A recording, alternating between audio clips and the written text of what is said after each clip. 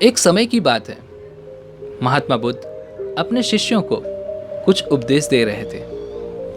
तभी उन शिष्यों में से एक ने महात्मा बुद्ध से कहा कि हे प्रभु, हम बाहर की बुराइयों से तो लड़ सकते हैं, लेकिन अपने अंदर की बुराइयों से कैसे लड़ा जाए। शिष्य की इस बात को सुनकर महात्मा बुद्ध मुस्कुराए और कहा कि मैं तुम्हें एक कहानी सुनाता हूं। किसी नगर में एक व्यक्ति रहा करता था।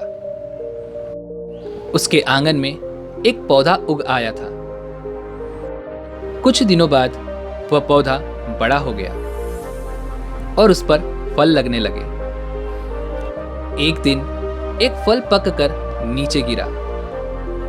उसे एक कुत्ते ने मुंह में दबा लिया, लेकिन देखते ही देखते कुत्ते के प्राण निकल गए। आदमी ने सोचा होगी कोई बात। उसका ध्यान उस फल की ओर नहीं गया। कुछ समय बाद पड़ोसी का लड़का आया। बढ़िया फल देखकर उसका भी मन ललचा गया। उसने एक फल तोड़ा और जैसे ही दांत से काटा कि वह भी बेजान होकर गिर गया। अब वह व्यक्ति समझ गया कि यह जो फल है ये विष से भरा हुआ है। यह एक विषधारी पेड़ है। उसे बड़ा गुस्सा आया।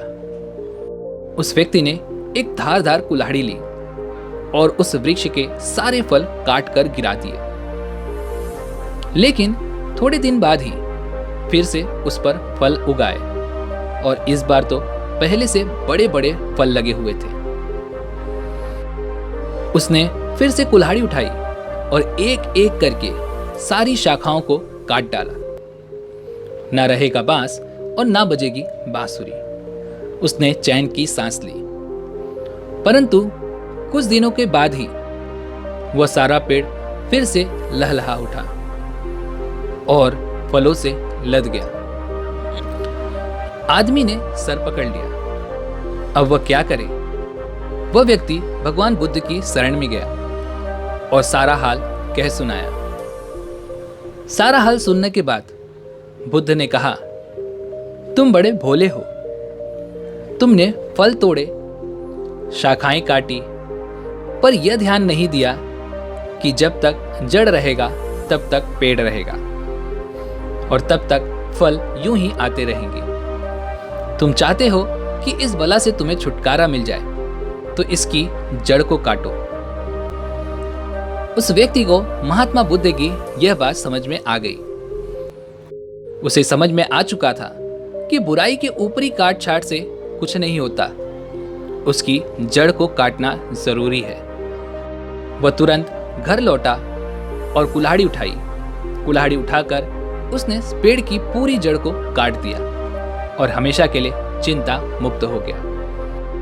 यह कहकर महात्मा बुद्ध ने इस कहानी को यहीं पर समाप्त कर दिया और उस शिष्य को आगे समझाते हुए कहा कि अगर तुम बुराई को खत्म करना ही चाहते हो तो तुम ऊपरी तौर से इसे कभी खत्म नहीं कर पाओगे। अगर तुम्हें इसे पूरी तरह से सच में खत्म करना है तो सबसे पहले तुम्हें अपने अंतर मन से शुरुआत करनी होगी। जैसे उस व्यक्ति ने पहले फलों को काटा और उसके बाद शाखाओं को, लेकिन उसका कोई फर्क नहीं पड़ा। ठीक उसी प्रकार सांसारिक जीवन में आपको ऐसे कई साधन मिल जाएंगे जिसकी मदद से वो बुराई का पेड़ फिर से एक बार पनप उठेगा और उसमें फल भी अवश्य लगेंगे। अगर आप इस बुराई रूपी पेड़ को खत्म करना ही चाहते हैं, आपको सबसे पहले इसकी जड़ को खत्म करना होगा, अर्थात आपको अपने अंतर मन से शुरुआत करनी होगी।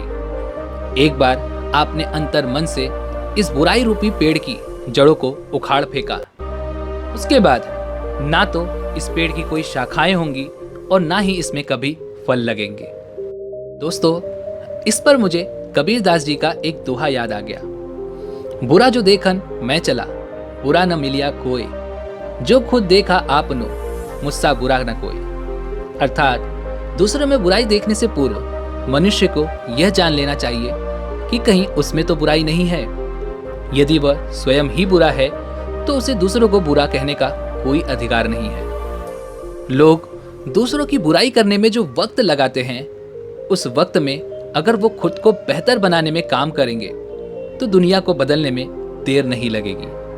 दोस्तों, इस पर किसी ने खूब कहा है कि बुराई बड़ी मीठी है, उसकी चाहत कभी कम नहीं होती, और सच्चाई बड़ी कड़वी है, सबको हजम नहीं होती। उम्मीद है कि आपने आज की इस वीडियो से जरूर कुछ ना कुछ सीखा होगा। तो वीडियो को लाइक और अपने दोस्तों के साथ इस वीडियो को शेयर जरूर कीजिएगा। साथ ही में चैनल को सब्सक्राइब और घंटी बटन को भी जरूर दबा दीजिएगा ताकि ऐसी ही और वीडियोस की नोटिफिकेशन आप तक पहुंचती रहे। तो चलिए फिर मिलते हैं ऐसी एक और वीडियो में। तब तक के लिए अपना ख्याल रखें। धन्यवाद।